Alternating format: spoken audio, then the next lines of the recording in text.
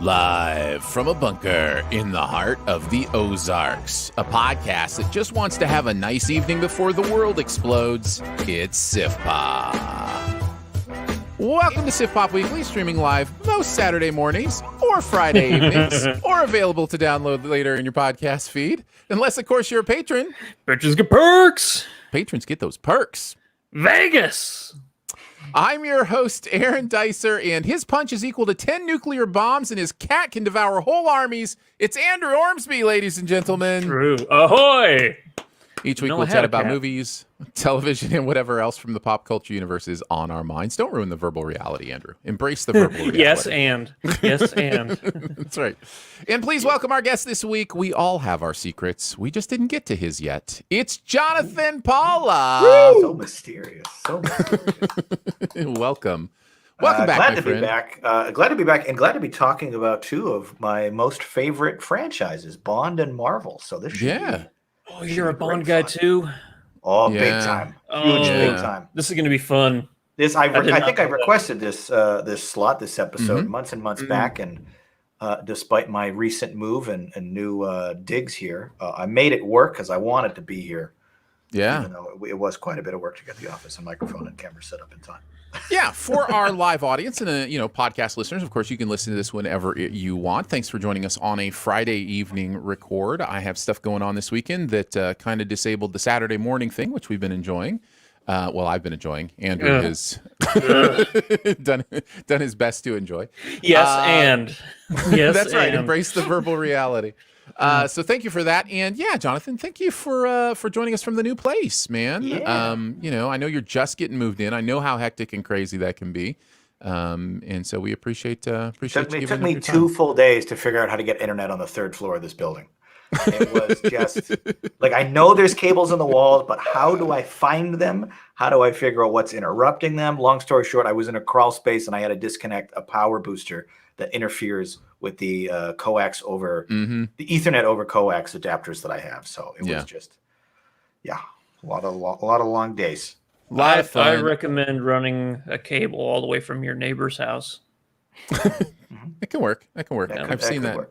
I've seen that in movies. I recommend getting a really clingy cable guy who will get you all the channels. Oh yes. Just stop recommending it. No one wants to see that movie. It bombed 30 years ago. I think it's still good. It's still good. I think John's got a little bit of a Matthew Broderick thing going. So it'll work. Yeah, he's got the Broderick. I think that's a compliment. I'll take it. Yes, absolutely. 100%, Hey, you're 100%. Mueller. Take it.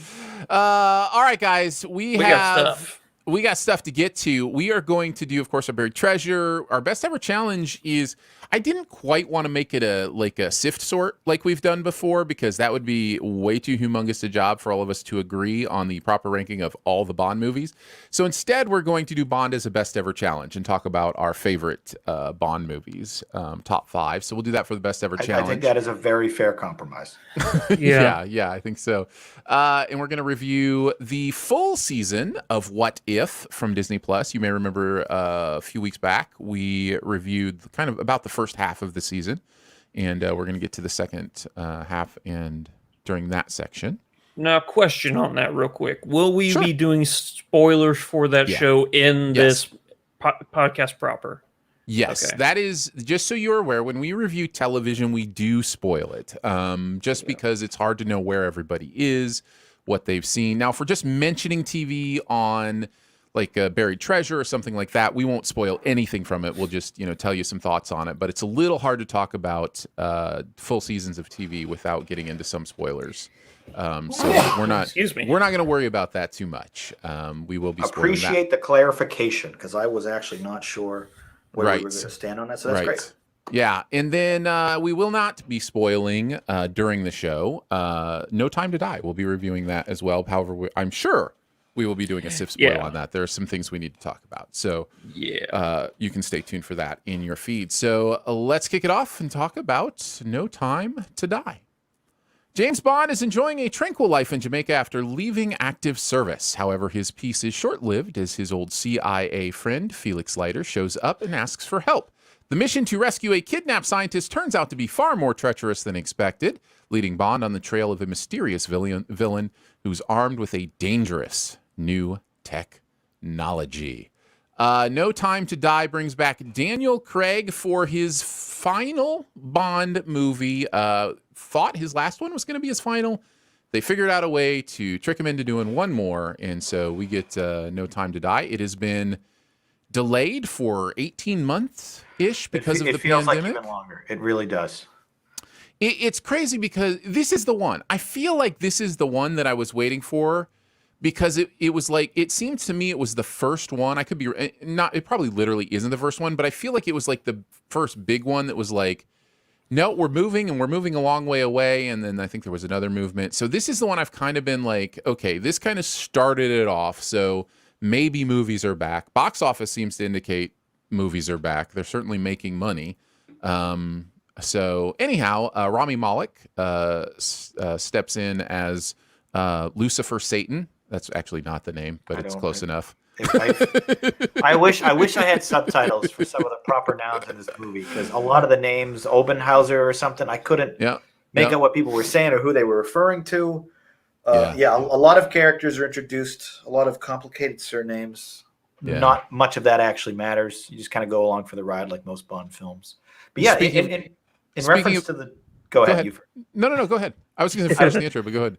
I was going to say, in reference to the delay, the 6 years we had between No Time to Die and Spectre, I believe, is the longest gap between Bond films, excluding when we were looking for a new actor between Dalton and Brosnan. And even then, I think it was 5.5 years. Correct. This is the longest. This is the longest since the very first Bond movie that's gone between Bond movies. So, and people might forget, like Sean Connery did 5 in 5 years. He did his first 5 were in 5 years.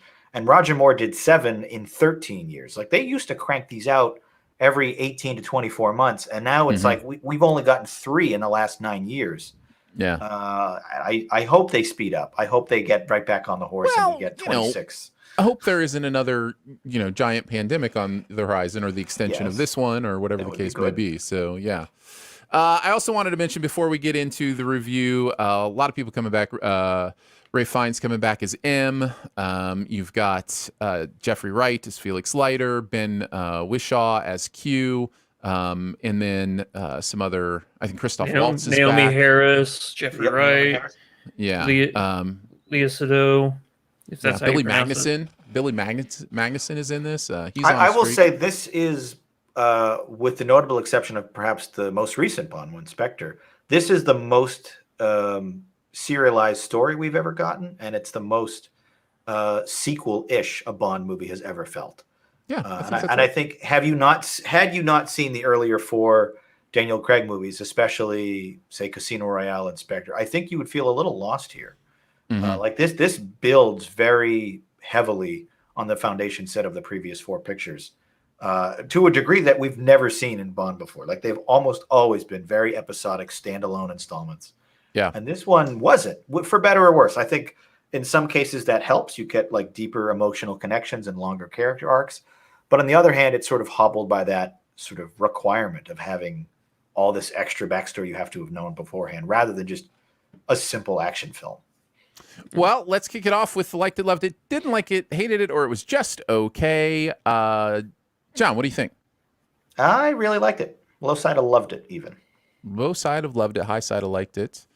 Andrew? I'll commit to loved it. Ooh, Nice. all right. I thought I was going on a Nice. limb there, but I guess not. Aaron, it's perfect time to take a drink. I will commit to high side of liked it. All right, great. I had a good time. I was bordering in just liked it, high side of liked it, and I'll go ahead and commit to high side of liked it. Obviously, you two are going to say such nice things about it. I'm sure you'll convince me to stay there. Andrew, I think you were the most solid loved it, so why don't you kick us off? What did you love about this movie? If I'm honest, I wasn't expecting you to be the on the point position on that, but yeah, lead us off. I'm curious to hear what you have to say. Well, you kind of touched on my main pro for this movie already, and that is the the consecutive story arc that's been going on throughout all these Daniel Craig movies, and the fact that it's something that I think the Bond franchise has been missing, and that's stakes.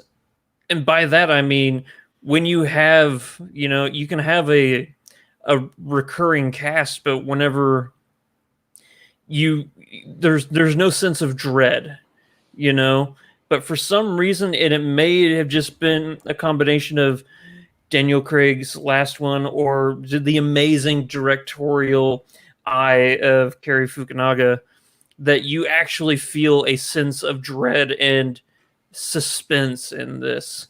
Also, I don't know if the fact that, and maybe this is what I thought was so different, from every Bond I can remember, it's always been Bond versus the bad guy. This one, it feels like the bad guy takes a secondary or even tertiary position to the I guess you would say the weapon or whatever, the big bad world-ending thing, which I thought the big bad world-ending thing in this one was really interesting. It reminded me a lot. I don't know if you guys ever played Siphon Filter. I know Aaron, you didn't, but it was an old original PlayStation game, and it reminded me a lot of that. And I thought, man, this is a really fun concept with interesting ramifications, not only for the world but for our cast. So I think that was my biggest thing I loved about this movie was, there's an actual sense of danger and worry that I feel in this one. I completely agree. I think because of the compounding sort of character building we've seen over the last 5 movies, No Time to Die had, I think, the most stakes, certainly emotionally, that any Bond movie has ever had. Oh, yeah. And it definitely felt like there were real consequences here. And it didn't feel as sort of superhero video gamey as, say, like any of Brosnan's movies. This one felt a lot more grounded. And in some cases, I wish they sort of injected the film with a little bit more levity. But that being said, if you like a more serious, dour, like no fun experience, this had great action in it. I totally disagree. I think this is the funniest Craig movie. I think this is I laughed a lot in this movie. Wow. Casino Royale is the funniest. Okay. All right. Yeah. Whatever. Maybe just Spectre was so like humorless to me. Like maybe that's what I'm remembering. But I laughed a lot in this. I thought there was a really good. That was one of my pros. I thought there was a really good sense of humor. That's so interesting to hear. So. I think I laughed literally one time. Like Bonds aren't. They're not a comedy movie, but I was definitely hoping it would be a little bit more light. But there's a lot of heavy stuff in here, and that's not to say the heavy stuff didn't work. Just Bond's usually a little bit more balanced towards maybe like the funnier and cheekier side. So I'm trying. I don't necessarily want to spoil moments for people. So I'll just kind of talk around. Maybe just one. Sure. Maybe just one. But there's a moment where there's like, who's going to take a certain name, and they're just looks. Oh gosh. There's a real subtlety to a lot of the looks and the sounds and that's going on here. That may be a little dry, but it's really funny. There's another moment I specifically think of. I can't talk around that. Deal with a hairpiece. I laughed a lot at that. Well, I mean, yeah, I'm just, I think this is really funny. I just It is a remember funny lot movie. just thinking, and it's not like it's not the usual way that Bond tries to be funny with like the one-liners and the the after somebody is dead and then the pun about how they died. Although that is here. One of those is There's here. one great one that was that one. I think was my one ins- laugh of the night. that was so cheesy and pure Bond. Going off what you said, Aaron, is I think the reason why it doesn't feel like that is because this doesn't really feel like Bond. He's matured, I guess you could say, from the womanizing debonair, cheeky fellow. But I think for all the baggage that comes with that, like this is perhaps the biggest departure from like the standard template that we've established over the last 50 whatever years, or is it 60 at this point? He's been around for a long time, 57. A hot minute. And for better or worse, I think there's definitely I like that he is not like a cheeky bastard who has absolutely no feeling at all. Like he's more grounded, and I think that makes for a more compelling and more interesting protagonist. But at the same time, if you grew up loving Roger Moore's films, this feels like the absolute complete tonal opposite. One of my friends is a huge Bond fan, Jonathan, who's been on this show, different John, who's been on the show a few times, has brought up many times how Bond really does alternate between grounded and jokey. Like you go from Connery, who feels a little, well, at least the beginning felt a little more grounded. And then you go into, aside from Lazenby, who was just kind of a one-off or whatever. But at least the last ones, you go from Moore, who's, hilarious, to Dalton, who's grounded. In fact, I just watched the Dalton movies recently, and they are so prototype Daniel Craig Bond. Like, you can almost see Daniel Craig in the roles in those movies. And then you go back to Pierce Brosnan, who's a little more jokey, and so it's been interesting. It's interesting how it's like. So does that mean our next Bond is a little more cheeky? Is a little more funny? I don't know. I know we were doing a review of this movie, but if we're gonna broaden it, to talk about the Daniel Craig era, you brought up Timothy Dalton, and it's funny because the reason why he only did 2 movies is. And they didn't want him back is because his movies were so gritty and not what had been the norm. And for them to go back to that style of roughness in the Daniel Craig, and like, okay, it didn't work the first time, can we get it right? And going from Casino Royale all the way to this one, they got it right. I mean, he had 2 bad. I'll just go ahead and say he had 2 bad Bond movies, but he had 3 great ones, like 3 some of the best Bond movies. I mean, well, we will go more into that. We'll get into that later in our best ever challenge. But and just to sort of put a point on it, Quantum of Solace and Spectre are the bad ones. Yes. Just to be clear. Just to be clear. Skyfall and Casino Royale are garbage. Terrible. Just terrible. No. Yeah. You guys mentioned that the serialization of this movie, and I wanted to kind of touch back on that because I'm going to bring up a controversial Touchstone movie that gives everybody all sorts of feelings, one way or another. 2 people are right on those feelings on this podcast. 1 is wrong. Oh God, Star Wars. No. How do we walk into this every week? No, I want to mention Last Jedi because of this. If you believe Last Jedi was a terrible move for the Star Wars universe, like if it went the wrong direction, and then J.J. Abrams came in and was like, okay, how do I fix this? J.J. Abrams, you can feel it in Rise of Skywalker, undoing things, right? Like undoing things that happened in Last Jedi, trying to do his own thing. This is almost a good version of that. This is almost like, because the way Spectre is handled in this, I think it's clear it was like, let's kind of get that out of, let's kind of get to where we want to go in this movie by dealing with that. But it's integrated into the plot really nicely, I thought. Like it takes what was kind of... I totally see what you're mess describing. It sanitizes it somehow. Right. I was going to say it's sort of like a retcon, by sanitization by retconning what sort of came before. All these things establish all these loose threads that they left open-ended in the last few movies. This picture is like, let's just start closing loops and closing doors left and right and focus on what's actually important. Focus on Bond and his personal struggle. And I think sort of codifying and narrowing the focus of the movie from the first act by the end of the movie, it really helps things succeed in a way that could have easily ballooned in the wrong direction, where they just we just keep every door as a new villain. It's like, let's just actually start paring down the threats and the problems and the world ending, whatever, and just focus on like one really personal, one specific issue. And Craig, I honestly might be his best performance of not only his Bond career, but his career.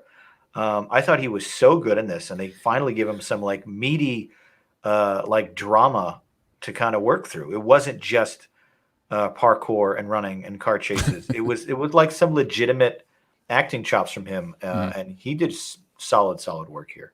Yeah, no, I agree.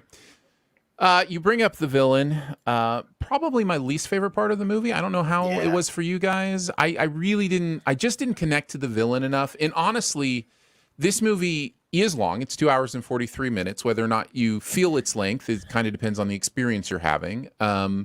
But for me, the only reason I felt how long this movie was is because when it was a Rami scene, when Rami was with somebody, I just wasn't all that invested like in his thing.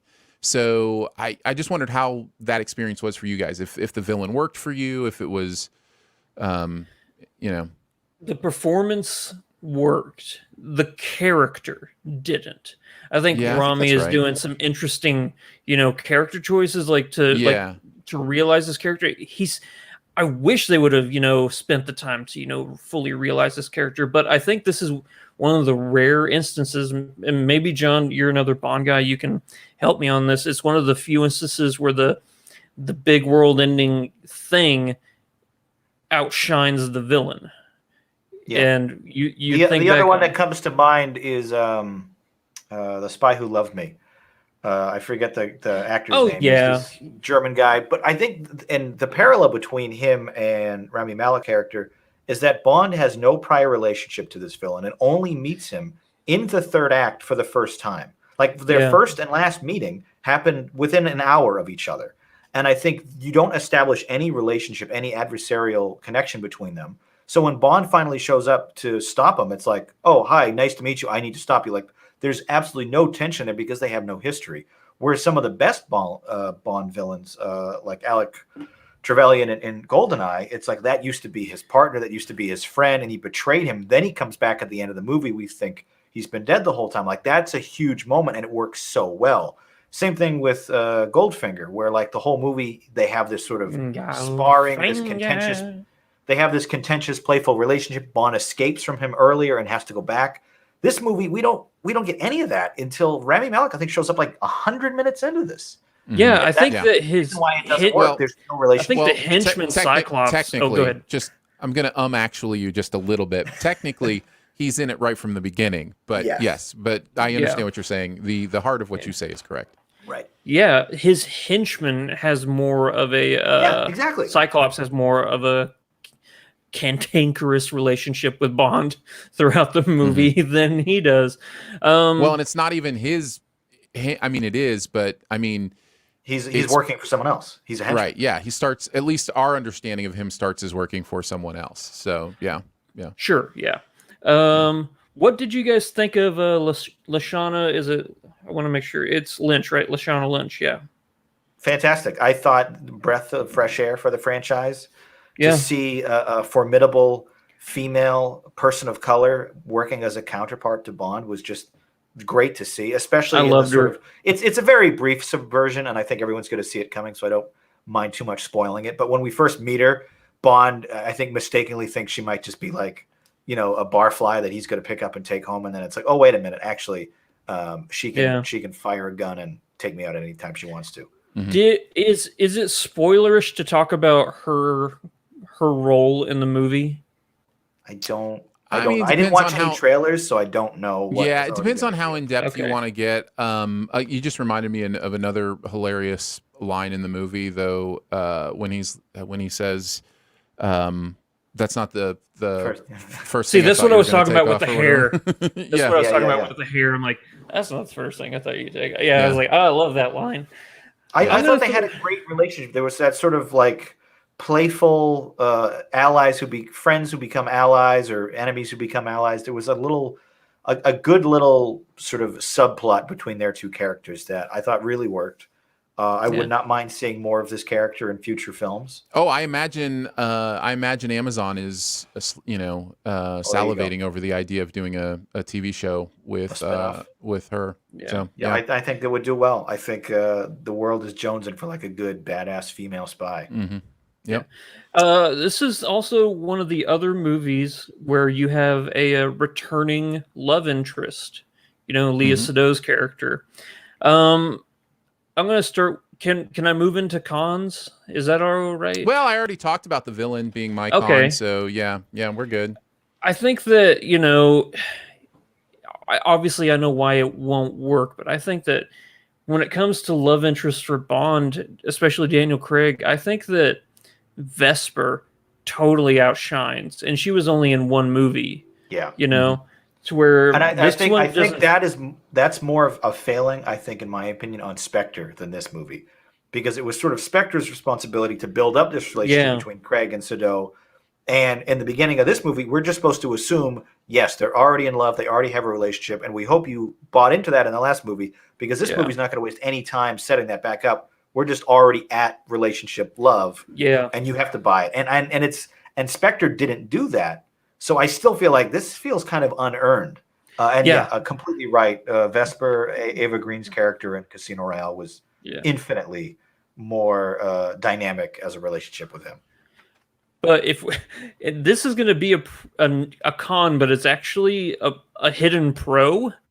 Speaking of Bond girls, Anya de Armas's character was so fun, but she wasn't in the movie enough. Like, I was like, oh, I wanted more of her. She was so good. I was really hoping and expecting that would be just like, oh, I'll see you in a minute, and we would see her again. Yeah. Her role is very brief, almost like a walk-on kind of single scene. She's good in it, though. That was a lot of fun.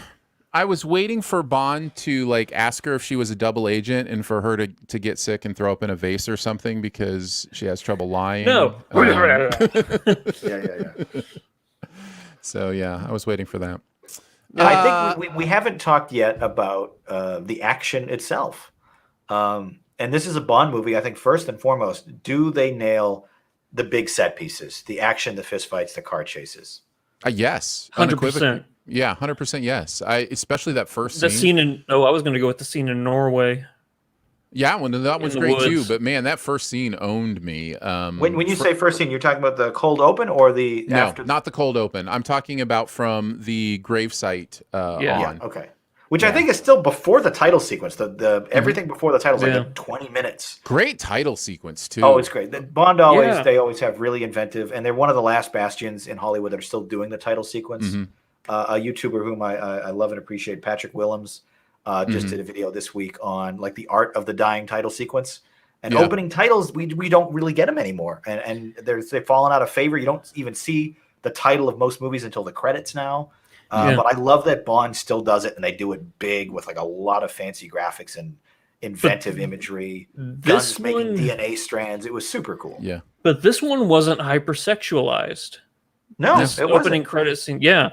There was no like a silhouetted naked women everywhere or anything like that, which is in every single, almost all of them. They're always silhouetted when we get to holding guns. Yeah, when we get to spoilers, I got something to talk about for that opening credit scene. Oh, I also did appreciate quickly some of the callbacks, both musically and images and pictures and paintings on walls to older characters and older movies, which was fantastic.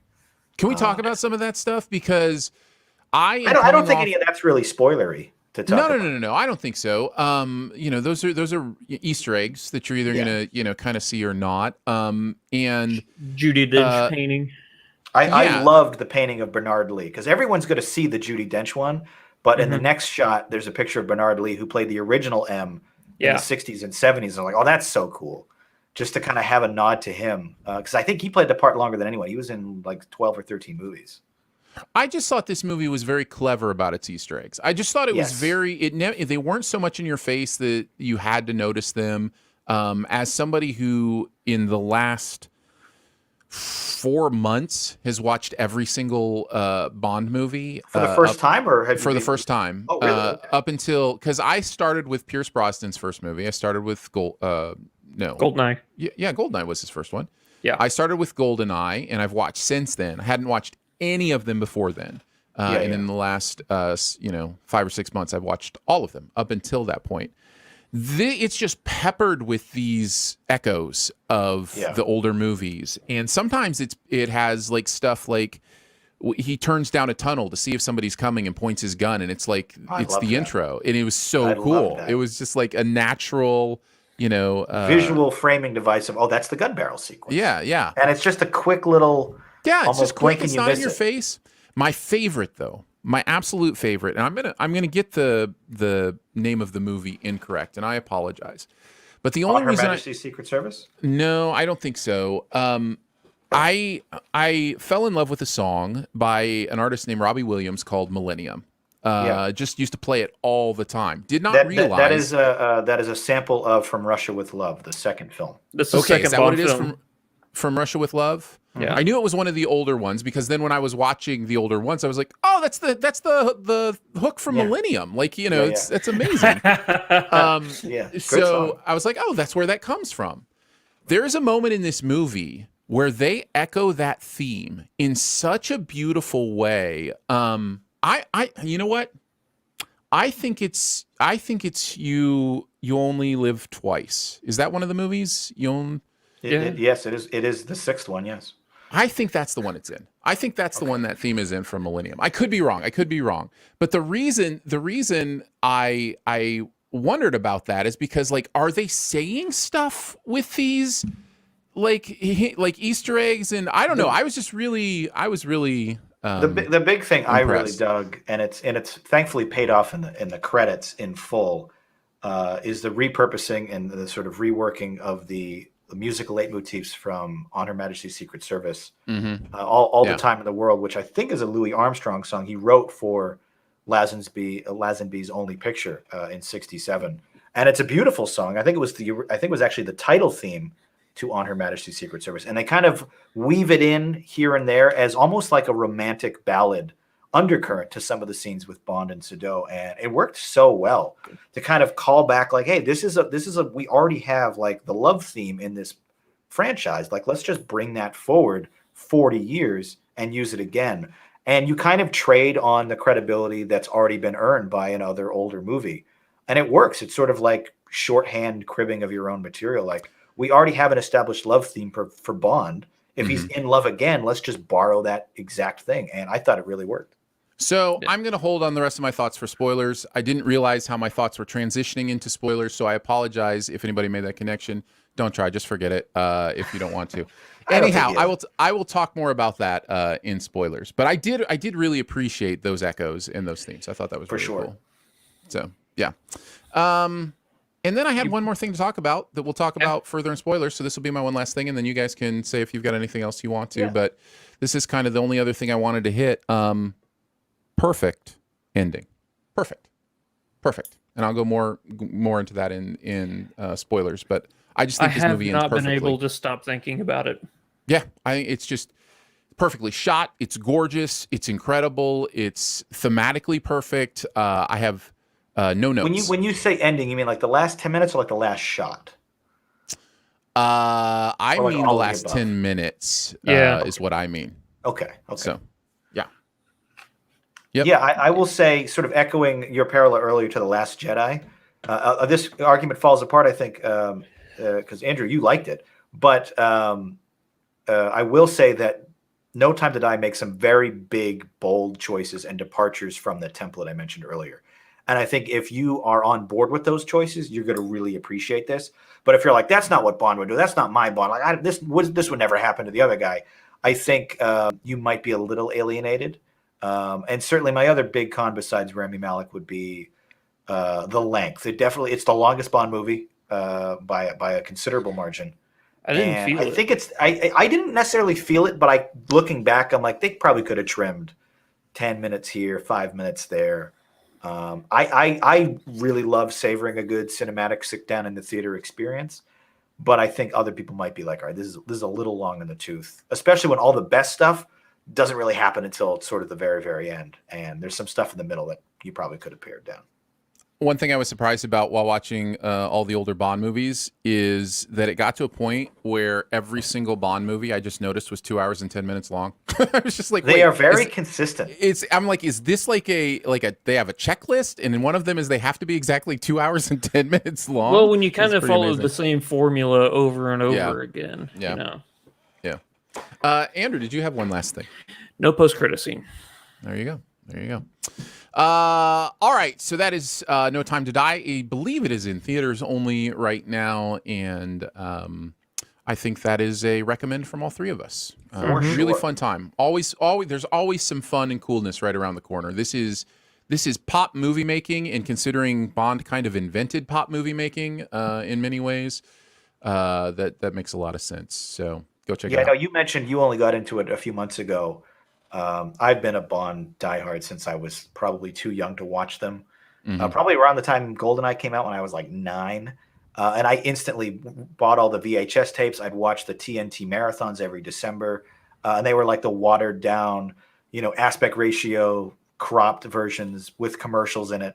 But I would stay up late on school nights to watch every one of these movies. And I don't know, there's something, the nostalgia about this franchise, and to see it live this long and stay this relevant is just so great. Yeah. Just wanted to share that. All right, let's move on then. Let's chat a little bit about What If. Reimagining noteworthy events in the Marvel Cinematic Universe and creating a multiverse of infinite possibilities. What If from Marvel Studios has finished its first season, a run of 9 episodes that was supposed to be 10 episodes. And we'll talk about that here in a second. It takes characters you know and love from the MCU and says, yeah, but what about that individual from a different universe? What would that have looked like? It ties them together through The Watcher, ties the episodes together through a character called The Watcher, which I believe is true to the comics. I believe The Watcher is in the comics as well. Yep. And What If is a comic series. So got through all 9 episodes. I will say before we go any further, again, we will be spoiling this TV show. It's hard to talk about a full season of television without that. So please know all the way through, we're not going to worry about spoilers here. If this is a show you want to watch unspoiled, you'll need to jump ahead 20 minutes, probably something like that. So anyhow, did you like it, love it, dislike it, hate it, or it was just okay? First full season of What If, Andrew? I liked it. Just liked it. That sounds like bordering on low side of liked it. That sounds like I liked it. Yeah. Okay. You added a little exhale of air, like. That's right. I liked it. John, what about you? I started off with a similar exhale of whatever. The last few episodes, I think, definitely kind of won me over, and there's a big reason for that. But I would say, liked it. Maybe closer to the high side of liked it. It's interesting for me to answer this question because this was the Marvel show I was looking forward to the most. I had huge expectations for this. I don't believe it met those expectations. I don't know that it could have, honestly, because I was imagining much more fun in my mind than I feel like I was given. Now, is there fun stuff here? Yeah. Yes, there's fun stuff here. And so I think I'm going to land on low side of liked it, if not high side of just okay. But a lot of that I know is my expectations. Well, I changed my vote. I forgot just okay was an option. I'm going with that. We're all High right in side of that. just okay. We're all in that kind of umbrella. Yeah. Interesting. Yeah, it's interesting, right? Because I'm kind of dealing with what you're dealing with, John, which is it gets to the last few episodes and turns the anthology into a connected anthology. Yes. Or if you want to be technical about it, not an anthology. Yeah. Right. It's sort of that might be the big twist, and that's probably the big spoil of this discussion is that right. The first 8 episodes are episodic anthologies. Each one is a completely standalone universe, literally and figuratively. And then the 9th one throws you a curveball. It's like, wait a minute. What if there was a threat that endangered all of the previous 8 universes, and we had to put together a team of, let's say, Guardians to then save the different universes, the multiverse, like a Guardians of the multiverse, right, as it were. Yes. Something exactly like that, for example. I like that. You should coin that. And I think that really worked for me, but it kind of felt like, oh, you're sort of retroactively threading this back together, and I didn't realize they were setting that up.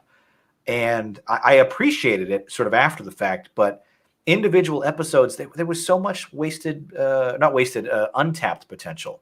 Yeah. Like the first one with Captain Carter, it's like, oh, so what if Peggy got the serum instead of Steve? It's the exact same story and plot, but just with her instead of him. Like it wasn't interesting. It was just they just swapped out some pieces. And also here's a bunch of Steve. Yeah. Well, even though it's Peggy's episode. Do you think that it's because it limits itself to 20 minutes? That yes, you 100%. Fully... 100%. You can feel that they don't have enough time to really explore the concepts they want to explore. I think the time frame is the big thing. The one with Killmonger especially felt like there's so many beats they have to hit, and they only get 28 minutes to do it. That was definitely very expedited. I felt it in all of them, honestly. And I think they're used to being able to tell stories over 2 hours or more, and so to tell a story in 20 minutes, 25 minutes at the most, I think that's really difficult for them, and I think you can feel it in all of them. I'm actually torn about connecting everything and turning the anthology into not an anthology. One of the things I was really excited about this show was the ability to Black Mirror it, the ability to just go, okay, what's this one? Let's go here. Right. And when it tied it together, it was like, oh, so I knew it was canon, but now it's actually just another Marvel property that is tying in the same way. Everything's connected. It's like everything has to be connected. Can something not be connected? Is that possible, Marvel? Can you do that where you make something? DC does it all the time, and they have great results with a lot of those one-off properties. And it's just like what if in this one Batman kills the Joker for real? Okay, cool. We can't connect it back to the rest of the movies because Dad's kind of breaking all of her rules. But every now and then, that I think, what if had the potential to be like the Killing Joke version of Marvel, where they took those big chances and did stuff like, what if Steve Rogers went back and killed Hitler? Like that'd be a really interesting concept. But this is like, what if the guy who had the shield was a woman instead? Okay, it just wasn't interesting enough to me. They would swap out characters. What if T'Challa was Star-Lord instead of Peter Quill? Again, a lot of the same beats. It just felt like a remake of the movie, but recast with a different animated actor. Yeah. Am I wrong? No, I'm laughing because there's this South Park bit with Rob Schneider. And like they're doing like the trailer voices, like Rob Schneider is back as a carrot, and that's just the voiceover I imagined for all of these what if episodes. What if Captain America was a woman? Derpy derp, like. Yeah, I felt like this is animated. They're one-off anthologies. They could have swung for the fences and gone completely bananas with some of these ideas. But they felt just like little remakes of the movies. Yeah. This is a good point, I think, to jump in and say there is a missing episode here. This was intended to be 10 episodes, and there is a character in the final episode that was meant to be the 10th episode that had her own episode that was not aired, and that was the Gamora character. And so if you were wondering as you're watching that finale, like, hey, here's all these people we know from the stories, and Gamora that was pulled from. I honestly didn't even notice that, but I'm like, oh, that they mentioned the Gamora who killed Thanos, and I was like, yeah, I think that was one of them. I don't remember. I watched 9 of them in 2 days. Yeah. So what happened there? Why did it not get aired? All they say is pandemic. They just say it's pandemic related, and that it will be in season 2. But this kind of brings to my mind, like the issue with trying to tie them all together is, then you've got missing pieces. And so, yeah, anyhow, if you didn't know that, That was something I found out after the fact as well. But I did have that question watching the finale, which was, who is Gamora and why was she hanging out with like mecha suit Tony Stark? I'm not gonna lie. I thought that she was. I can't remember if Gamora was in the Star-Lord T'Challa episode or not. I think she had a cameo. Wasn't. Yeah. Okay. I think she was in I it thought that's briefly. where they. I just assumed it was one of those. I didn't even. Yeah. Nope. Not even. That was missing episode. So interesting. So I didn't know there was a. Yeah. Can I talk about my biggest issue with the show? Sure. This is what's keeping me from saying I really like the show, and it's the first time I can really think of that Marvel has done this. They have been, and by they I mean Feige and all the writers, have been so good about consistency with following the rules and, not stepping on their toes like accidentally. It was bound to happen, it happened in this. It's been stated that this show is canon now, right? Mm-hmm. Correct. Yes. It is impossible for it to be canon because they've stated in the comics and in Loki and in the MCU in general, Infinity Stones / Infinity Gems can't be used outside of the universe they came from. Yeah, they even mentioned it in the final episode of What If. Somebody even says that. Yeah. So Vision-Tron should not be able to break out of his universe to fight not only the Watcher, but any other multiverse out there. I think here's the rationalization. I think this is what they're going for. I will agree with you. It's not well explained. It feels contradictory, and it might be contradictory, but I wonder if they're going for this. I wonder if Ultravision, or whatever you want to call him, enhanced vision. I like Ultravision. Just call him LASIK. Yeah. I think we're supposed to believe he is so powerful without the stones that he is hard to beat even outside of his own universe. And that final fight that he has with them is in his universe, so that the stones become usable and important during that final fight, because that's actually happening in his universe. Because he says something about, I'm telling you kind of how my brain tried to put it together. Just real quick though, remember that they built that machine to to destroy the gems. Yep.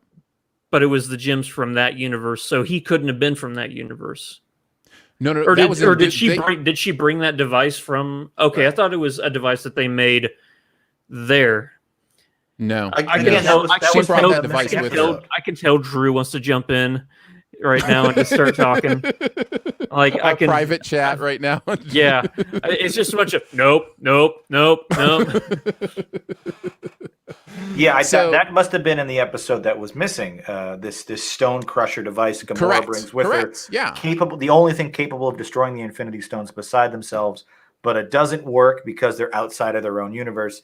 I think, Aaron, I like your explanation. I think that's a good way to sort of rectify it in your head canon. I just wonder if that's their rationalization. Yeah. I'm not saying it works. I'm not saying it's I'll buy makes it. That's sense. a good explanation for me. I never let plot holes deter me from enjoying a movie. It's fun to nitpick, but like whether or not it breaks canon, like I don't care. I had fun with some of it. But that is kind of a world-breaking mistake, right? Like that is kind of one of those things where it's like they can't be in the drawer in Loki and be used as paperweights, and then also be ultra powerful.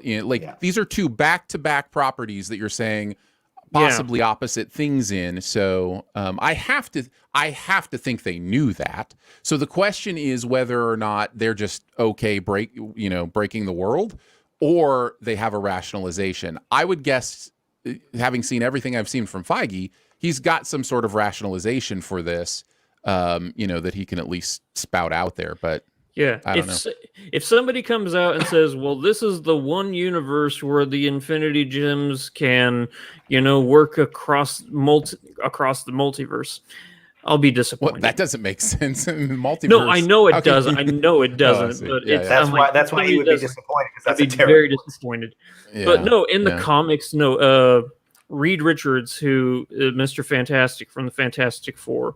You know how in Rick and Morty, there's like the coalition of Ricks and stuff like that. Mm-hmm. Well, it's kind of a take on the coalition of Reeds, because there is a coalition of all the Reed Richards, and a lot of them have the Infinity Gauntlet, but none of them work because they're all outside of their universe. Also, whenever Darkseid from DC, there was a big Justice League Avengers crossover event. Darkseid came over, got the Infinity Gauntlet, and threw it away because it didn't work.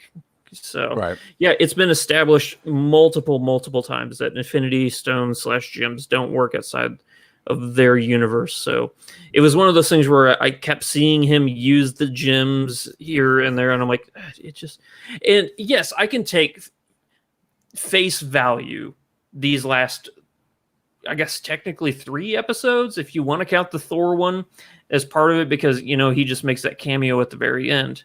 But if you want to take those last 3 episodes and just have a face value, did I find these entertaining? My answer is yeah. Yeah. But when I look at the season as a whole, and I think Drew even said this somewhere in the private chat that, these were meant to be 40 minutes long. Mm-hmm. That's what's missing. I didn't know that. Yeah. No, I totally agree. I think these are totally different if you're given... you can feel the shortcuts. The rush. So, yeah, and it appears rush, I don't as mean if... adrenaline, just It rushed. appears as if one of the writers from What If has explained the Ultron Loki Infinity Stones plot hole. I do not have time to read that now during the show. The explanation exists, but they have at least tried to rationalize it. I don't know if it's what I said or something else, but I will read that at some point. And you can as well. You can find it out there. Changing topics or going back to the topic. Yeah. Of the 9, what was your favorite episode? While you think, I will share mine. I really liked the one with Doctor Strange trying to H.G. Wells himself through time and undo that sort of absolute point. I thought that was a really cool concept. It reminded me a lot of the Time Machine, the Guy Pearce film, not the original one. It was something really interesting about going back in time and trying to reverse something that the event of which caused you to learn the thing that you're like in the 2002 version of Time Machine. Guy Pearce builds the time machine to save his wife because his wife died. So if he saves his wife, he never has a reason to build it, and he can't undo that. He can't change time.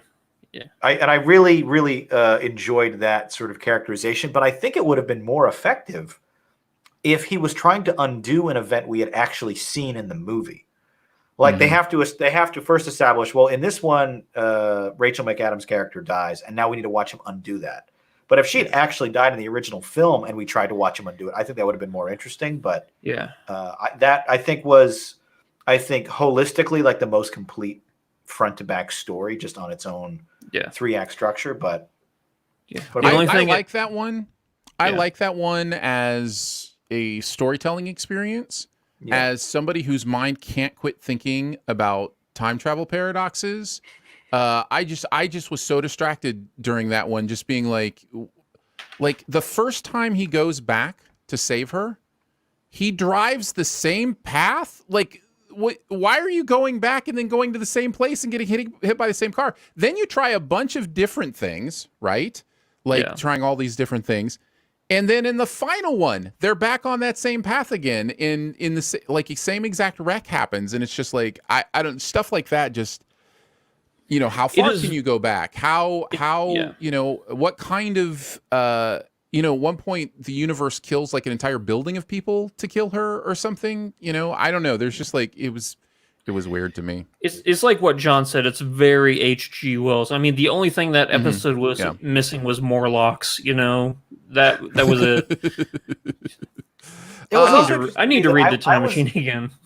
Maybe I was expecting something different from the program, but is it like already set in established canon that all the multiverses happen at the same point in time? It's all 2020, whatever. I thought we'd see stuff in the past or stuff in the way future, and everything was just a different version of now. Well, I mean, it was a different version of stuff in like the Captain Carter one was obviously, in the past, the 40s. but okay, that's right. But it was the same. But it was the same as First Avenger. It was the same time frame as that movie. Yeah. Well, the Watcher has the ability to travel not only through multiverse but also time. Yeah. So which is why I think, like, what if Iron Man existed in the Middle Ages? That would have been interesting, but we didn't get it. Yeah. We are now joined by Drew, who is producing the show and cannot wait any longer to make sure we know some things. So, it's Drew. What if he was a cat? What if Drew was a cat? All right. Go for it. I don't know. I am a lot of times not on the same page. That just happens. And this is one of those times where I as growing up as a Marvel fan, I've enjoyed every single minute of this. Now, that being said, yes, there were moments I'm like, these stones don't work outside the universe. Why is this happening? Yeah. But at the same time, back when the original X-Men came out, I remember I had a conversation with Aaron because X-Men was my jam. Mm-hmm. And I was struggling so much with Rogue being younger and where's Gambit and all this stuff. And Aaron said to me, like, it's a different universe. It's a different way of telling stories. Just, kind of let it go. And I was like, you know what? That sounds like a good idea. Otherwise, I won't enjoy it. And so with comic book franchises, even the new Marvel stuff, I view everything as its own little thing. So any rules they want to break, I allow them to break it because otherwise you're going to get too caught up, especially with the comic book stuff and the Watcher and like where are all the other Watchers during all this. Granted, this Watcher specifically set to watch this section of the universe. Yeah, Uatu. But like, if everything was going down that bad, it would, I don't think, just be one and all. But my only, like if it was really that bad, like the Living Tribunal would have showed up. But my only pushback on that is that this isn't just a universal issue; it's a multiversal issue. Sure. So, like whenever, like with the X-Men, you're like, oh, it's just in a different universe. That's fine. This is something that has ramifications across. Technically, it would have ramifications across Fox's universe, Sony's universe, Marvel's universe. It would technically it would, because the MCU is in universe 1999999, whatever it is. I feel like we're getting into Tommy Westphal territory here. Yeah, but that's where you get anything. Yeah, that's we where don't you have get to too far. And like, I think obviously the easiest one to connect it to is all the other Marvel properties, especially in this phase. They are obvious. I have been wondering when they were going to do time travel and multiverse stuff, because that's such a big part of all the comics, especially in the 90s. And we're working our way towards, the MCU getting to a point where we are too over convoluted with heroes and all this other stuff, and we're going to have our M-Day event because they've got to reset. That's all coming because they are kind of just following what they did. Endgame already happened, but they are doing something, and I think until we see the Spider-Man movie and the Doctor Strange movie, which both are obviously dealing with this same subject matter, I think it's going to be hard to know what their actual line is. Either way, I enjoyed all of them. I thought it was good to see the zombies. I thought everything was fun. I was disappointed. I feel like the critique of them feeling disjointed is very legitimate, because there was obviously time missing from these, and all of a sudden they end where you feel like the story was just like getting to this point, and then all of a sudden you're missing something.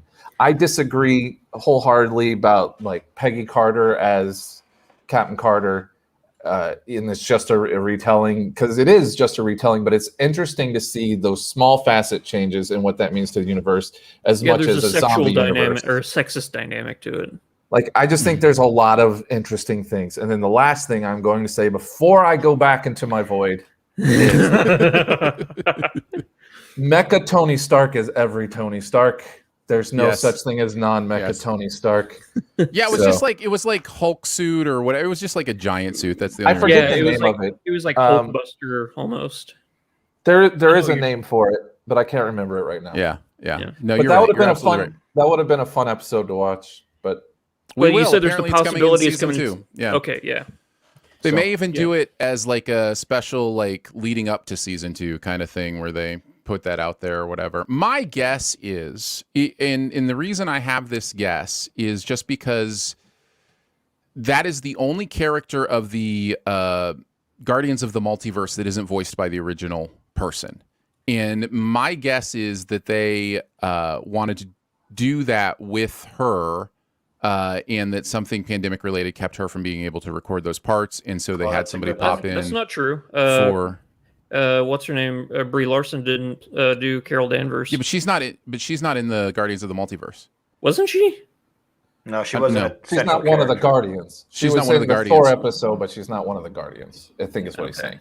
Correct. Right, I Okay. noticed that all the people that the Watcher chose for that big final fight Were they original all voices, the original voices, and the people they except didn't. for Gamora.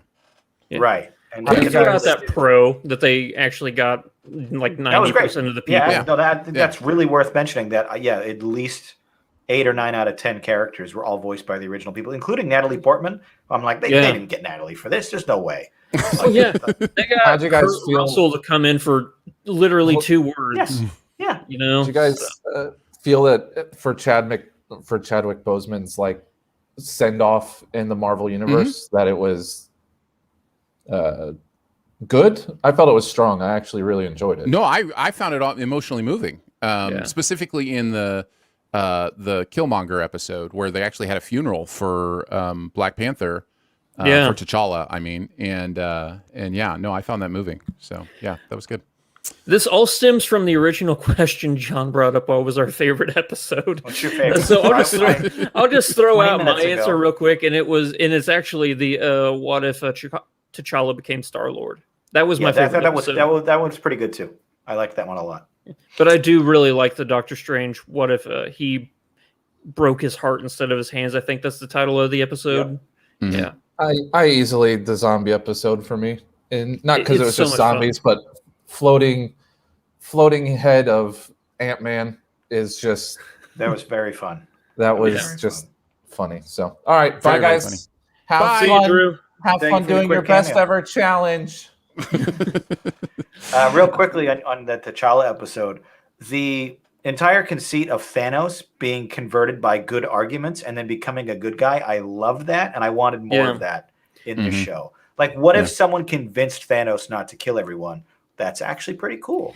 And then it Yeah. became like a big joke. Like, can you believe this guy almost? Yeah, no, you know, I agree. you That know? was funny. I like that. I did Yeah. too. I did too. There were Yeah, there were and some really fun winks. that was back whenever I hate this is gonna sound stupid saying it, but that was back whenever we all had the idea of an anthology and we didn't really think of anything tying in. So you could imagine like oh, so he's just off somewhere, you know. I wish they would, or I hope they come back to that. That was a lot of fun. So yeah, back whenever there was just free levity and you didn't have to worry about any of the episodes and how they tied into the bigger picture, you know.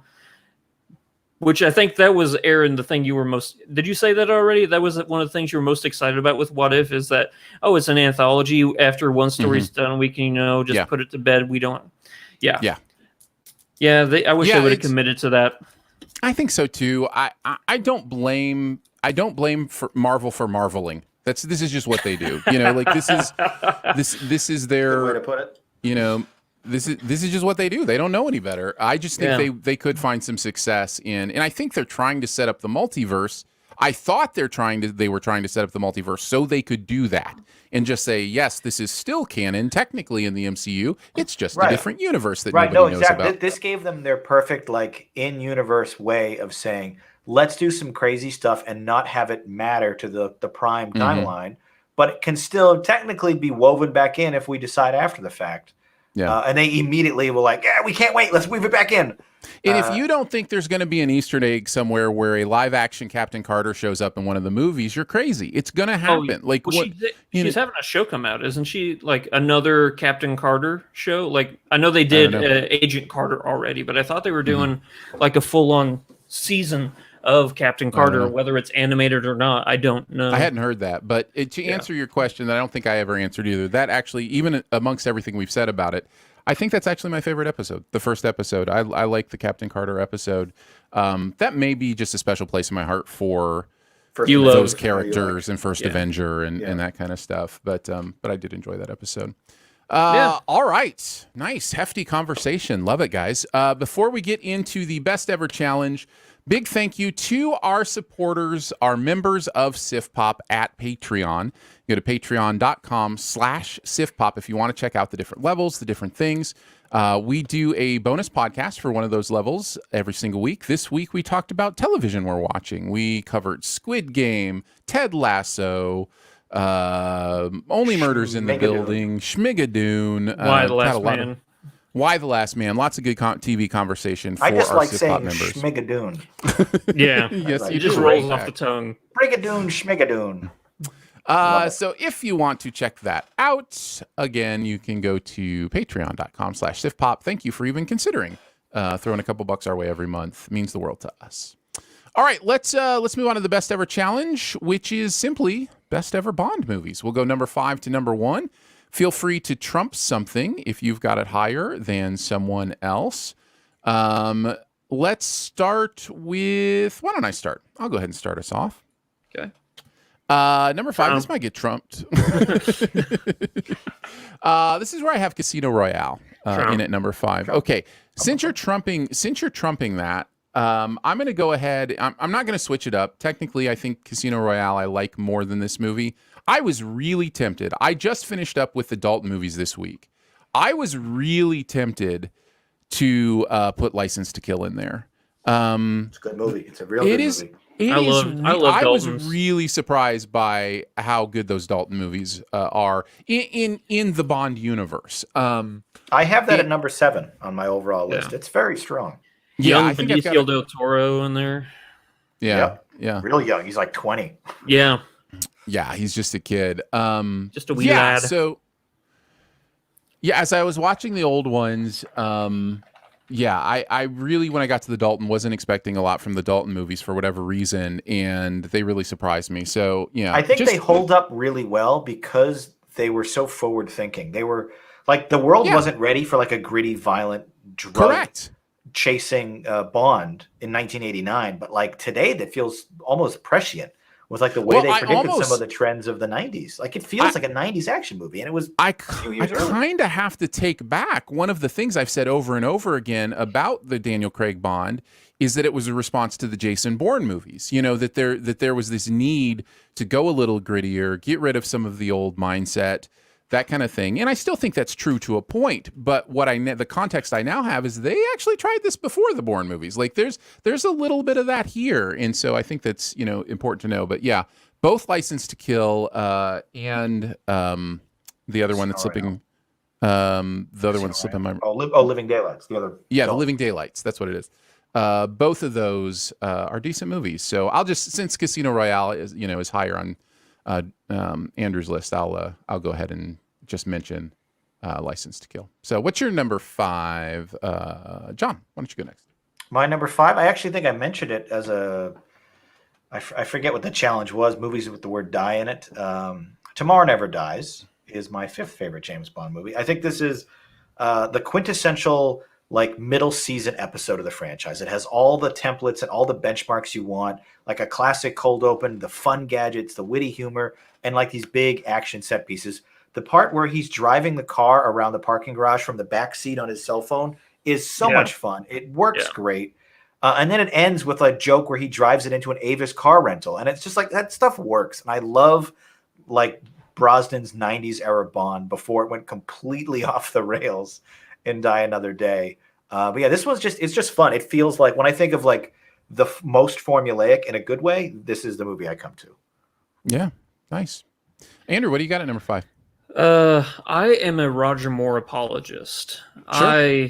Love him. I really enjoy his movies because I like, I'm okay with Bond having a little bit of levity.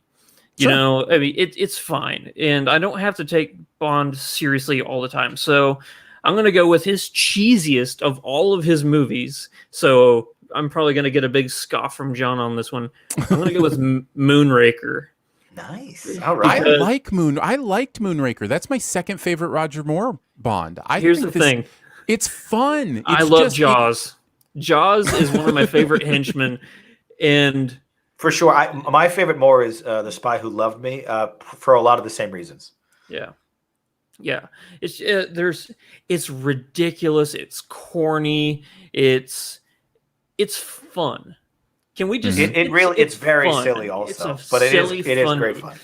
Jaws falls in love with the girl with the braces. I mean, come on, that's adorable. I'm fine with having a dorky, happy-go-lucky James Bond movie. Yeah, The like this rest of movie mine literally are- has this movie literally has a Tchaikovsky needle drop of Romeo and Juliet when they Yes. first look at each other. I'm like, that's straight Yeah. out of like a cartoon from the 30s. Mhm. And this movie's playing it not earnestly, but they literally in a $200 million movie or whatever. And it just happened. Inflation. That just happened. It's great. Yeah.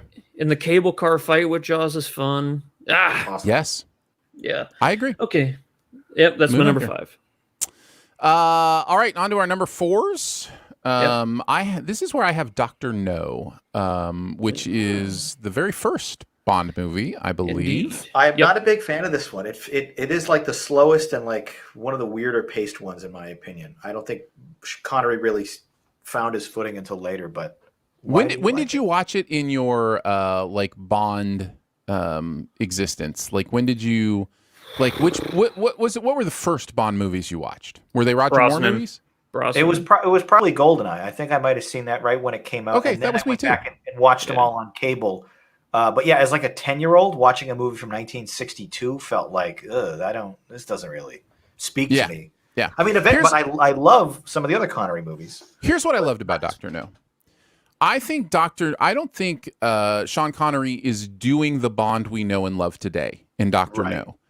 This to me feels like the most authentic movie of the Bond movies because at that point there was no expectation. There were no things you had to do in every Bond movie. This laid the blueprint for some of those things, not all of those things, but some of those things. And it just feels like a solid spy movie I in would a lot say of the ways. spy craft here is definitely more grounded and authentic.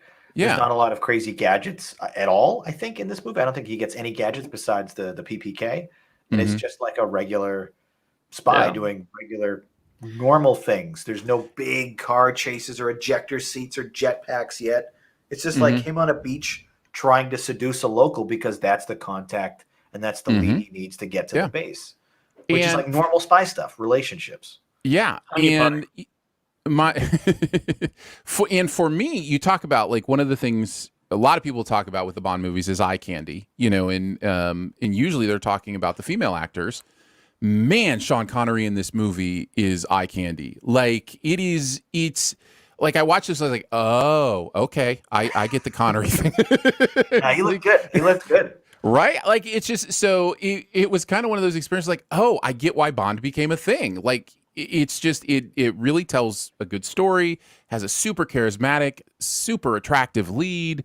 And so I really enjoyed it. So that came in as my number 4. John, what do you got? I was recently watching an old Disney Irish comedy with Sean Connery. I can't remember the name of it. There's leprechauns.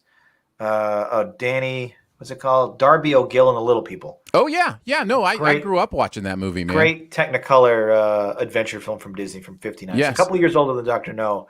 And I remember I was watching and my wife was like, "Oh shoot, Sean Connery looks good here." I'm like, "Yeah, he did. He looked good in his early 30s." Then he eventually got a little fatter, older, and balder. But yeah, starting off, like we all do. Yeah, Yeah. for sure. Jonathan, what do you got at number 4? Casino Royale.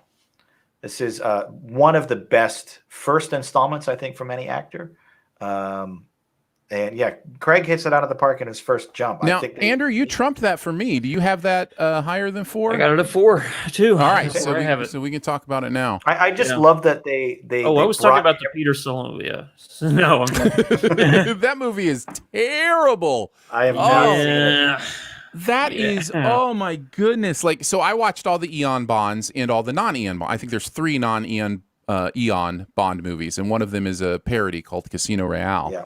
And it is the worst Garbage. parody I've ever seen. garbage. It's like, you know how parodies, what works about them is that they're really funny and they understand the source material. Austin Powers.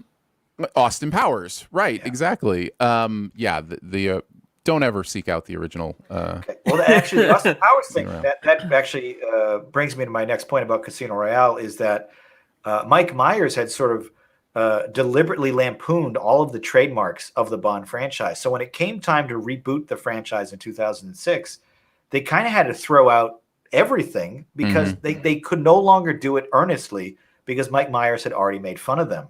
So the result is like a really grounded, serious, like action, character-oriented movie that didn't feel at all like its predecessor. Certainly not its immediate predecessor, Die Another Day, which is like just an arcade game by comparison. So I think this was such like a turning point for the franchise, and just from the very beginning where they show Bond's very first kill to how he got his 00 license. And like trying to figure out his way in the MI6 world. There's something about that like origin story that we never got before that was so cool to see, 20 movies in. Andrew, you also had it at number 4. You have any other thoughts? I first of all, Vera Farmiga. I mean, not Vera Farmiga. Vespa. Yeah, Eva Green. Eva Green is Vespa. Yes, drop dead gorgeous. But also, I love the fact that she was like one of the few Bond girls I can think of who wasn't immediately entranced with Bond. She was like, I'm not putting up with your crap, Yeah, they have this introduction on the train where they just sort of go back and forth with dialogue. One of my favorite scenes in the entire franchise. Yeah. Because like Bond met a woman as charming and disarming as he is. And he can't just like woo her with like a wink of his eye. She's not buying it. But you can tell that he loves that. He's like, oh, absolutely. That's why it works. Yeah. Also, Mads Mikkelsen as Le Chiffre is one of my favorite Bond villains because he isn't the brilliant mastermind. He's a gambling addict, and he's just a dude. He's just a dude, but he's also that desperation is what makes him so terrifying. So yeah. And of course, it's the Bond where he actually starts getting hurt. That torture scene is infamous. Torture. It's torture. Yeah, it's torture. Torture. All right, let's move on to our number 3s. I think John gave this a shout out in this conversation. I actually have The Spy Who Loved Me at number 3 in my top Bond movies. This is my favorite Roger Moore. And I think this is the movie. This in my number 2, I would say, are the 2 movies that when you're watching Austin Powers is targeting the most, right? For like sure. you watch a movie like this and you go, oh, this is when all of that the big tropes, craziness and the big tropes and all that stuff was like full force, rocking it on all cylinders. And it works. It works here. It's like fun and interesting and clever. And, I really, I wasn't a huge fan of most of the Roger Moore movies. Most of them come in towards the bottom of my Bond list. But I really do like The Spy Who Loved Me and Moonraker, which are the 2 that we've mentioned. And I think it's because those 2, more than any of the others, really understand the type of movie they are, but don't let that distract them from, telling you the story it wants to tell you. And so, I think another reason The Spy Who Loved Me works really well is Mrs. Ringo Starr, whose name escapes me, but she plays the Russian counterpart agent. And it was so great, especially this long into the franchise, to see a female that could kind of go toe to toe with Bond. And we had seen that sort of here and there, but like she has almost like a co-starring status. And she's fantastic. Barbara something or other. Barbara Bach. Barbara Bach, that's it. Yeah, Mrs. Ringo Starr. I don't think they're still married, but they were then. They are. They're still married together. Yeah. Good for them. That's fantastic. Since They met 1981. they met on the set of Caveman. If you guys seen that movie, that was a great character to that sort of was adversarial with Bond, and they sort of had a good relationship. And it wasn't a love interest; it was sort of a teammate that you can't trust, and that always makes for good tension. John, what do you got at number 3? Goldfinger. Trump. Yeah. Andrew, what do you got at number 3? Well, mine will be trumped. Goldeneye. Yeah, Trump. Yeah. All right. Well, then on to my number 2, which is Goldfinger. Still trumped? No, I got it at 2. Andrew? I got it at 2. Wait, All right, Goldfinger, I have a 2. Wait, how did we trump? How did we trump? I'm completely lost. We trumped John at 3. He said Goldfinger was 3. Yes. We both had it at 2, correct? Okay. Right. So that's why we both trumped it. Okay. So now we can talk about it. It's great when you have Goldeneye and Goldfinger right next to each other. You get confused. Well, and all the dying other days and twice. Yeah. And, all that live and let and everything. It all goes together. Goldfinger is the other one I'm talking about when Austin Powers has its sights firmly set on something. Auric Goldfinger is one of the best villains. The entire plot to contaminate Fort Knox with atomic radiation is brilliant. And then like the scene with the laser coming up through his legs is just iconic. I expect you to die. Everything about this. It's one of the best. And I don't even know if I can even. Movie. I don't even know if I could say the female's name on the podcast, but there's just everything about P galore. It's just like quintessential. This is when they start introducing the big motifs they come back to. This is Desmond Llewellyn's first movie as Q, and it's just so much fun. I love. He was Q forever too. Yeah, he did like 19 or 20 pictures, I think. He did a bunch. Speaking of lines, you brought up another great one. Obviously, my favorite is, "Do you expect me to talk? No, I expect you to die." But also, when he wakes up on the plane and she just goes, "My name is P Galore," he just looks around and goes, "Well, I must be dreaming." Fantastic. Yeah, this is where it all locked in for Connery. I think this is where it was like, oh, this is the movie we're making and making it with confidence. Was this the fourth or? I think it was the third. So it was right after From Russia with Love. Right after From Russia. Okay. Yeah, and again, those first 3 movies came out in back-to-back years. 62, 3, and 4. Now, another thing, I love a good henchman, and Odd Job, I mean, the guy didn't say anything, but come on, he threw a derby that could cut your head off. Yeah. That's so cool. What more do you need? What more do you need? And I think that Goldfinger was also the episode where you started to get the cooler gadgets, not every, it wasn't Roger Moore is when it got ridiculous with gadgets, Yeah, they were just MacGuffins and Deus Machina at that point. But but wasn't this the ejector seat movie? Yeah, it is. This is this is where you get the first Aston Martin. Yeah, this is where I think he has a watch or something in this movie. I forget. Yeah. It's great. Yeah, I absolutely love Goldfinger. Yeah, it's great. I agree, and it ranked pretty high on all our lists. So I think that means, we're on to your number 2, right, John? Yes, which is Goldeneye.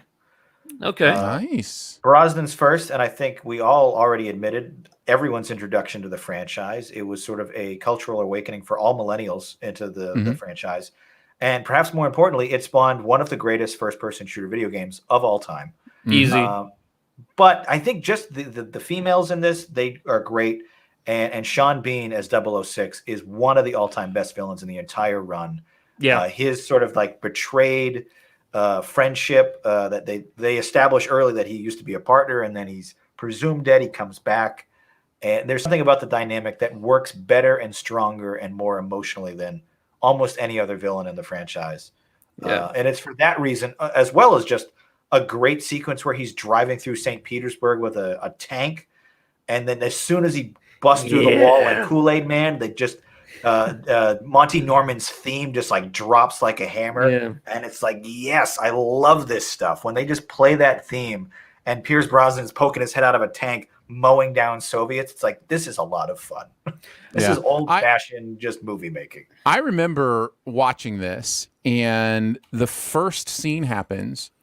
The plane goes off the edge. He rides the bike off the edge, and there's this wide Chases shot it. I love of the plane falling and the bike going off and him diving, and he catches the plane in midair. It's all ridiculous, but I just remember going, "Oh, this is Bond." It was like, I'm in. Take me away. Yeah, no, there are some legitimate stunts in that movie, and some great model work and like early computer animation to make some of it work. It holds up. This movie looks fantastic. It has like a really sleek, sort of like mid-90s polish to it that movies today have to feel like a more gritty and grounded. But I kind of like this one's a little bit more shiny, if that makes sense. Well, it goes with the Brosnan portrayal too, which is a little more shiny, a little like more his hair. smarmy, His a little hair is more, never messed up. Right. Yeah. His suit never really gets dirty. I love it. Yeah, a lot of people say that they think that the intro to Spectre is like the best intro to any Bond movie ever.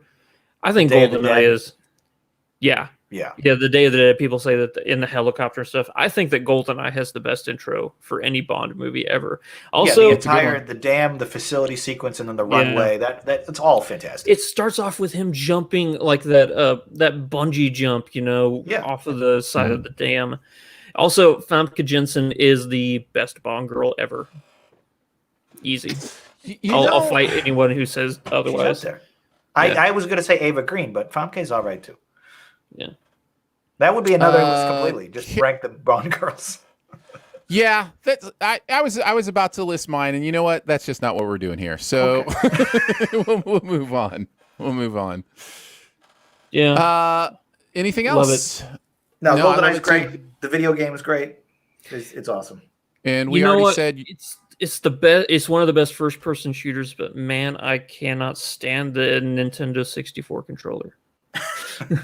And that's the last thing I'll say. All right, regarding GoldenEye. So I think we're at number one, correct? Number ones, because we already got Andrew's number two. So I have a sneaking suspicion we all are in agreement on this one. I think probably Skyfall is mine since I'm going next. Yeah, there you go.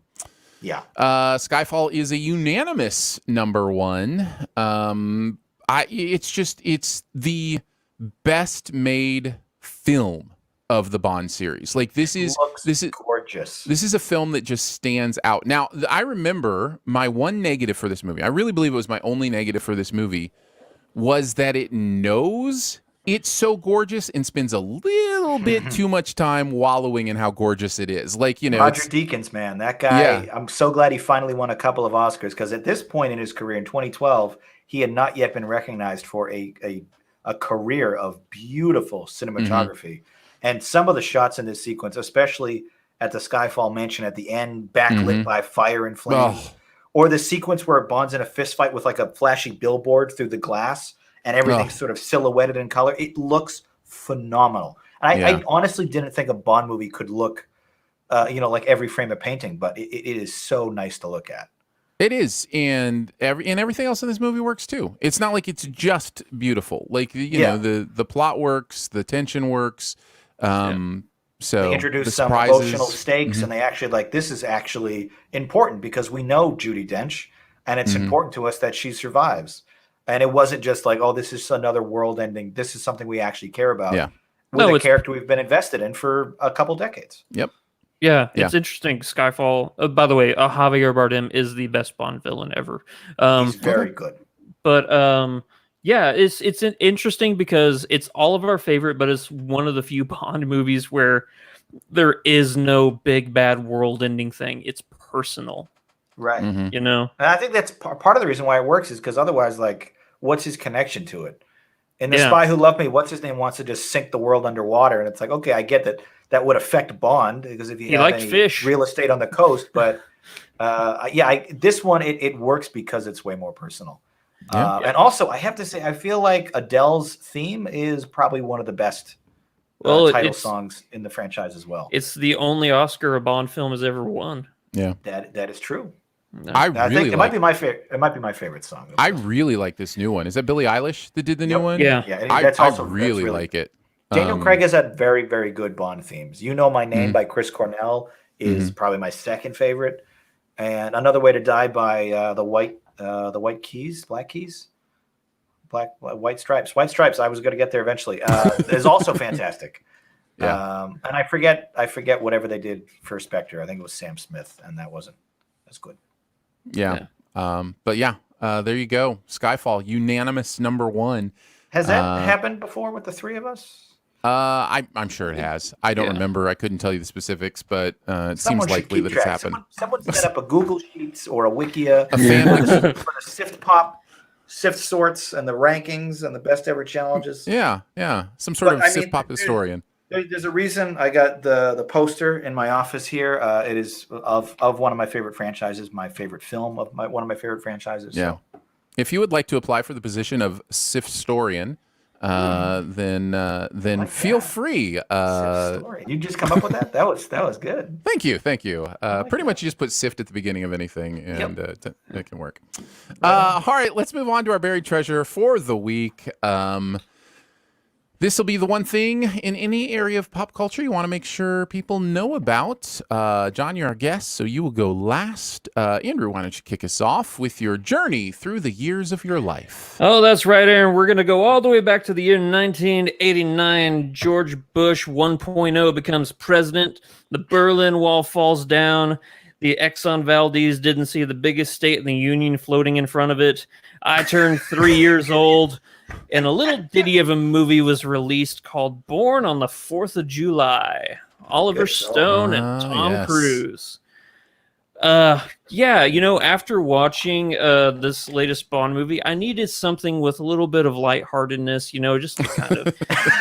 So... You've been picking some real doozies, man. I was gonna say this is very famously not a uplifting film. Yeah, I had no idea. I really didn't, and I should have known because as soon as I saw Oliver Stone, I was like, yeah. But wow, Tom Cruise. Let's just say that right up front. People forget that he is legitimately a fantastic actor. Yeah, and when he doesn't commit himself to motorcycle helicopter jumps, he commits himself to doing. Traumatic vet roles, and he's really good at that too. Yeah. I'm gonna rush through this because I gotta get out of here after I'm done. Sorry, guys. Okay, but no worries. We've gone long. We'll handle the spoilers for you. So you know how I'll feel. So, one thing I will say about Born on the 4th of July is actually a negative. By the way, I did really like this movie. Is that the transitions through his life were a bit jarring. It didn't seem like it was, and when I say transitions through his life, I don't mean aging, which kind of was confusing. I didn't know where he was, age-wise throughout this movie. Mm-hmm. But I didn't see him go from, being, a vet and being proud of being a vet, I didn't feel like the transition from that to becoming an activist was earned.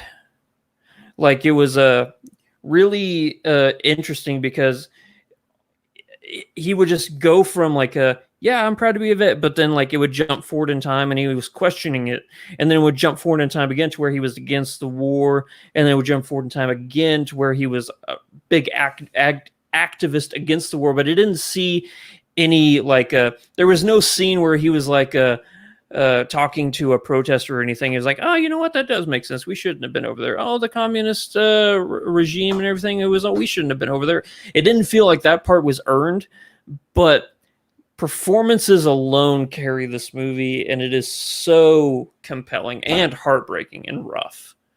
But that's my buried treasure. I think it's up there with Deer Hunter and Rambo. First Blood.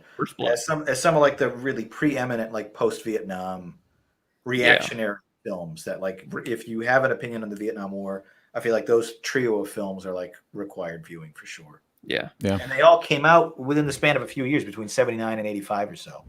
Yeah. Or you said this was 89 actually? Maybe I'm wrong. I don't know. 89 is when this one came out. Yeah. But they were all roughly around that same time, so yeah. All right, guys, nice. That was my buried treasure, and I got to head on out. But, John, always great to see you. Bye, everybody. I'll see you guys next time. See you, Andrew. See you. All right. note for Phil. Just kind of cut from Andrew to me, and I think we should be good. And I'll go with mine. Nice. So for my buried treasure, I'm going to go with another feel-good story from 1983, I think. This is Silkwood, starring Meryl Streep in Cher and Kurt Russell all hanging out together. This is the story of a nuclear plant this is a true story based on a true story that was not doing a great job at safety protocols, working with plutonium, all that kind of stuff, and was poisoning their employees. And it's kind of a proto Aaron Brockovich in many ways. And, Meryl Streep is amazing, always, and she's amazing here. You've also got a lot of surprises there. Right. You've also got people like Craig T. Nelson jumping in, David Strathairn, Bruce McGill, M. Emmett Walsh, Will Patton, just some, a lot of, it was Fred one of those movies. Ward and Ron Silver. Wow. Mm-hmm. What a Yeah. cast. I didn't really know what to expect going into this other than it was a message movie, it just kind of one of those important, you need to know this story kind of movies. And that's what it is. And it's really good. It's affecting. It's powerful. There is a real trauma here, a real injustice that if you've got that thing where it's like, oh, injustice, like really bothers you, like you're going to get bothered because I guess it's a true story. So it's not necessarily spoiling it. I mean, you could look it up on Wikipedia what happens, but let's just say it doesn't all work out. I mean, I hate to give recommendations that are like, hey, when you want to feel terrible, have I got a movie for you? So I won't couch it like that. I will say it's an important, good movie that I think falls under the radar quite a bit. I watched it for the first time, so it's not like I had seen it, a long time ago or anything. I like that recommendation. And are you familiar with Roger Ebert's the Walsh-Stanton rule? Oh, no. What is this? Well, Roger Ebert famously said that no movie featuring either Harry Dean Stanton or, in this case, M. Emmett Walsh in a supporting role can be altogether bad. That literally, he would give a blanket recommendation to any movie that M. Emmett Walsh appeared in. And I have found, by and large, if I see him in a movie, I'm like, all right, I'll enjoy it, because he's just one of those like that guys. Like, I know this guy, and he's just such a familiar face. He's such a good character actor. So just seeing his name alone, like 18th build, okay, I'll put this on. Most recently, I believe Knives Out. He's still alive and he's still acting. The guy's like in his mid 80s now. It's great. Yeah. So I will check that out only on M. Emmett Walsh alone. That's all you needed. That's all I needed. But Meryl Streep, whatever. M. Emmett Walsh. There we go. What do you got for your buried treasure, John? So my buried treasure is a little different. I'm going to promote a fun viewing challenge over on Letterboxd called Hooptober. It was started 8 years ago by a guy who goes by the name Cinemonster. And this is a viewing challenge, exercise, marathon, whatever you want to call it, for the month of October, a Halloween horror-oriented list, where at the beginning of each Halloween season, he drops a bunch of rules. Make sure you watch movies from 6 different countries, 4 films from 1981, the worst part 2 you can find available on any of your streaming services, a movie with King Kong on it, 2 movies from Hammer Productions, 3 Asian horror films, and you can make your own list as long as you can kind of slot in and check those boxes and hit those criteria. Right. And he publishes it early and gets like thousands of people on Letterboxd all to make their own list and participate. And it's such a cool communal part of why I love Letterboxd as a social media site, because every Halloween, every October, everyone gets together and like, what horror movies are you watching this year? Well, this one random guy told everyone we need to go out and watch like this weird blaxploitation film. So we're all going to watch it together. And it's kind of like a big version of a book club, but with horror movies. And I, embarrassed to admit a bit, did not really get into horror until basically my 30s. Like I had avoided almost the entire genre up until very recently. And I've just been like especially thanks to doing Hooptober now for 5 years in a row. I'm watching 31 movies every year that are sort of outside my comfort zone. And because of these recommendations, I'm finding and discovering stuff that's like totally way off my radar. Like I'll watch a new horror movie if they come out on Netflix, but like I would not have gone back to like a 1979 movie called Salem's Lot if not for a recommendation from this guy on Letterboxd. So I love finding new movies and new things and weird like Italian pictures that have like all this weird dubbing and like gross out scenes, but there's something about it like this is different, and I like different every now and then. And why not in the horror genre? Because that's really where you can experiment the most. Yeah, nice. It's called Hooptober. It's named for director Tobe Hooper. And you can just give it a Google, and it'll bring you to the Letterboxd, and you can kind of find out how to make your own list and see if you can get through 31 movies in 31 days. Is it Tobe? I always thought it was Toby. I always thought it was Tobe Hooper. What did I say? You said Tobe? I didn't know if that was right and I was wrong. It's probably Tobe. I probably just misspoke because I'm okay. Do that. No, I'll get comments. I'll get letters. Don't get your horror information from this guy. No, it is. It's Tobe Hooper. Okay. All right. The first O is different from the hoop and the hob. Well, there you go. Hooptober is on Letterboxd. Silkwood is for rent. Born on the 4th of July is also available for rental. We did it, guys. We did a podcast. Congratulations to all those involved. Please put it on your resume. Thank you so much for joining us today. SiftPop is part of the Studio DNA podcast network. You can find out more about other shows on the network at studiodna.media or by searching Studio DNA in your podcast player. Huge thanks to Andrew for hanging out on the show again today. Love you, buddy. Huge thanks to producer Phil for producing the audio and video show. Thank you, Phil. Thanks, Phil. Big thanks to Drew for doing the visuals for the show. Big clap. And thank you to Jonathan Paula for hanging out with us again today. Jonathan, where do you want to send people? I will send folks to my Letterboxd page because I think I was just talking about that. Might as well send them over there. I hope to review some of these movies, these horror films. And this year, because I moved to a new house, I picked a lot of haunted house-related pictures. Oh, fun. So, and the house I bought also happens to be 126 years old, so there's a good chance it might actually be haunted. Nice. That's always a wonderful thing. My wife has forbade me from watching any of these in her presence, but I will be alone on the couch watching. Do not blame her.